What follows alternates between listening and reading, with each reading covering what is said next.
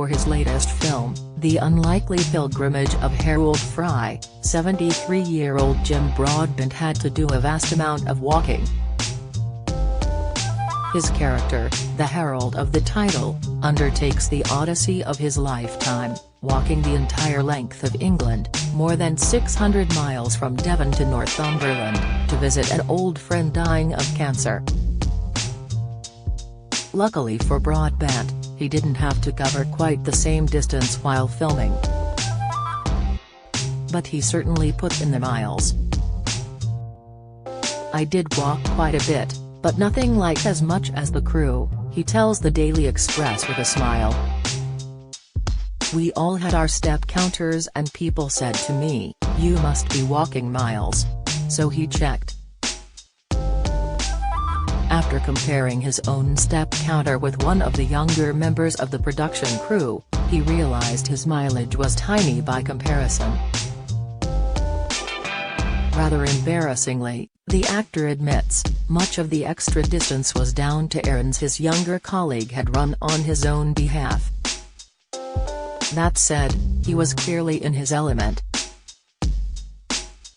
When he's not working, walking is Broadbent's exercise of choice. He loves his native Lincolnshire, especially the quite beautiful Lincolnshire wolds.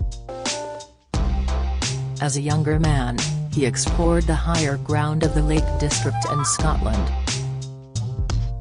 He has been married to his wife, the painter Anastasia Lewis, since 1987. The couple split their time between London and Lincolnshire.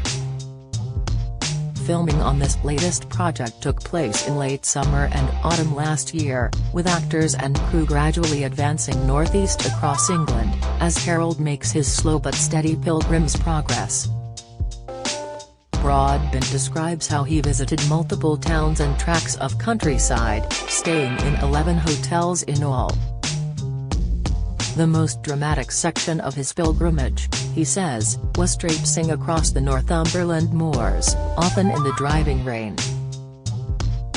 The film is based on the 2012 best-selling novel of the same name, by Rachel Joyce, who happens to be a former acting colleague of Broadbent's. It's an uplifting story of quiet heroism, self-discovery and grief. Harold, an unremarkable man who sets off on a remarkable journey, believes that by walking across England he can save his old friend Queenie from cancer. But he is pitifully ill-prepared for his journey, with little money, his only footwear a wholly inappropriate pair of leather deck shoes. As he clocks up the miles, staying in B&B accommodation during the early stages, and sleeping rough later on, he becomes increasingly disheveled, his feet blistered and bruised. Word gets out about his pilgrimage and it's not long before he gathers a troop of loyal followers, seeking comfort from their leader's dedication. It's all very reminiscent of the 1994 Tom Hanks movie, Forrest Gump, when the eponymous hero runs across America, gathering followers as he goes. The director of Harold Fry is Hetty MacDonald, whose previous work includes TV series such as Poirot, Doctor Who, Wallander, and Normal People. "I find Harold such an extraordinary hero," she says. In bravely stepping out into the unknown, he shows how it's possible, by taking a leap of faith, to heal. In advance of filming, MacDonald drove the long route of Harold's pilgrimage, from Kingsbridge, in South Devon, to Berwick-upon-Tweed, close to the border with Scotland.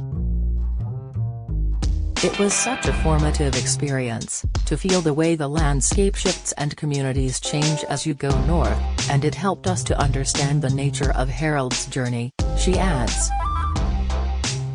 Broadbent sees the film and the journey within it as a celebration of being kind, and having faith in one another and in humanity. He adds, Harold doesn't really know why he's walking, but it becomes clear to him and to the audience as he goes. born in 1949, in a small village called Holton-cum-Beckering in Lincolnshire, one of the few English regions not featured in the film. Broadbent attended a Quaker school, and then the London Academy of Music and Dramatic Art. His parents, Roy and Doreen, were artists, keen amateur actors, and conscientious objectors during the Second World War. Early on in his career, he appeared in the 1980s Terry Gilliam films Time Bandits and Brazil, and as DCI Royce later in the sitcom Only Fools and Horses. In the latter, he was originally offered the role of Cockney market trader Del Boy before David Jason took the part. "I always say my greatest contribution to British culture is not doing Del Boy," he once joked. His breakout role was in the 1990 Mike Leigh film Life is Sweet. Following this, he appeared in movies as diverse as The Crying Game, Little Voice, Bridget Jones's Diary, Hot Fuzz, Moulin Rouge, Gangs of New York and even a couple of the Harry Potter films, cementing his status as a household name. In 2001, he won an Oscar for Best Supporting Actor in Iris, the biopic of Anglo-Irish author Iris Murdoch. A year later he was offered an OBE but turned it down. "Vanity. Not a good look. Didn't suit me," he says modestly when asked why, adding that he had already been awarded enough prizes. "An OBE is really for people who deserve it," he continues. "I've led a fairly selfish life. It's not for actors. Successful actors get enough to make out they're more deserving than anyone else. I think it's more suitable to people who have contributed selflessly to the community rather than those pursuing a career in the movies." But there's also a political aspect behind his refusal of the OBE.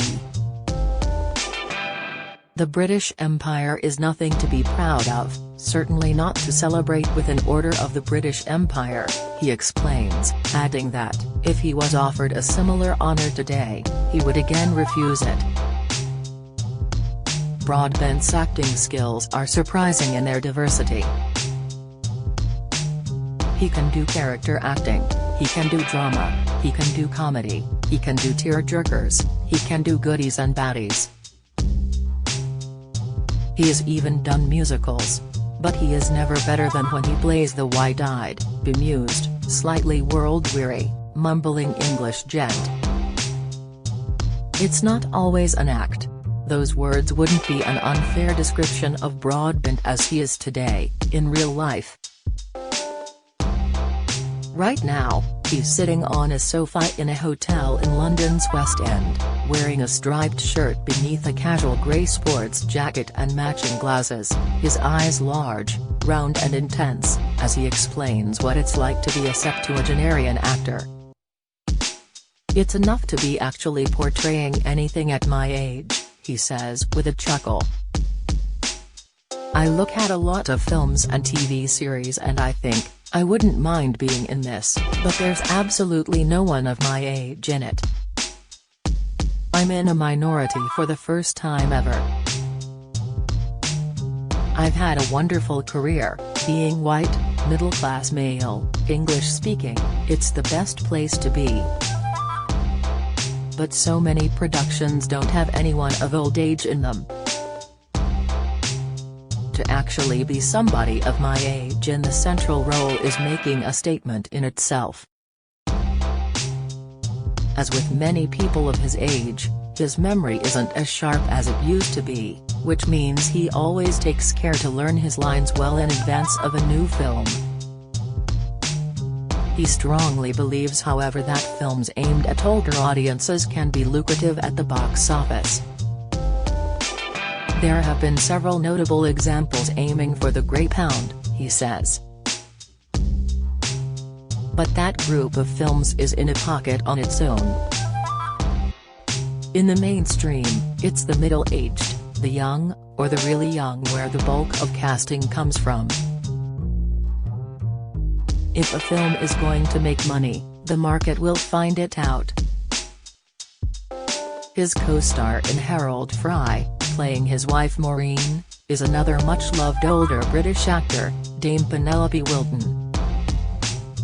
By having two mature people in starring roles, Broadbent believes both the director and the author of the original book have important messages about growing old. As you get older, people are complex and can be proactive and more relevant and more interesting than they are often given credit for, he tells me. He isn't impressed with the way society treats its old people in general, he confides, describing the debacle over care home residents during the COVID pandemic as just appalling.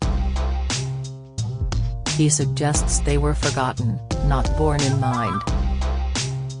In Britain, he points out, there's a worrying disconnect between the younger and the older generations, a phenomenon more striking within white families than in certain ethnic communities.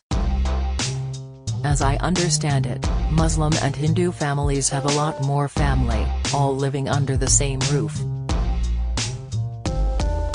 White families are more disparate.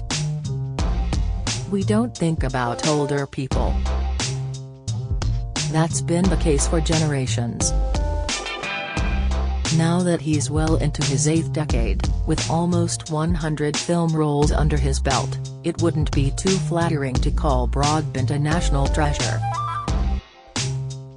Yet he is clearly uncomfortable with such a cliched phrase. I don't know what it is really, he says, looking bemused as ever. People smile at me in the street and I wonder, what's that about? Probably they've seen me in a film. But it doesn't affect me in any way. It doesn't change my life in any way. I'm probably a C-list national treasure, he concludes. But I'm not up there with Thor Hurd. The Unlikely Pilgrimage of Harold Fry is in cinemas from April 28.